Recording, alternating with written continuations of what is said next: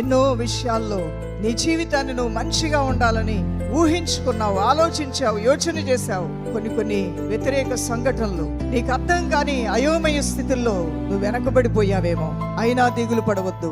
నువ్వు పడిపోయినా లేచి నిలబడతావు. నిలబెట్టే దేవుడిని నువ్వు ఆశ్రయించావు కాబట్టి.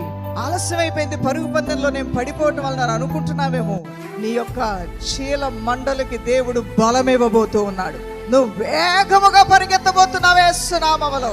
ఆలస్యమైంది వివాహం, ఆలస్యమైంది ఇల్లు కట్టుకోవటం, ఆలస్యమైంది.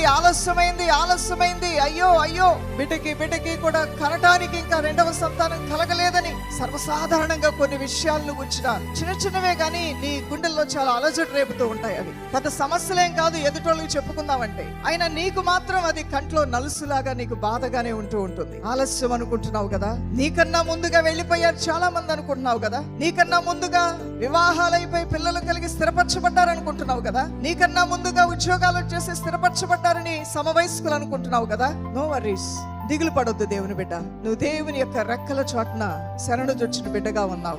నీవు ఉన్నతమైన శిఖరానికి ఎక్కబోతూ ఉన్నావు యేసు నామములో. ఉన్నతమైన స్థానములో దేవుడు నిన్ను నిలబెట్టబోతూ ఉన్నాడు.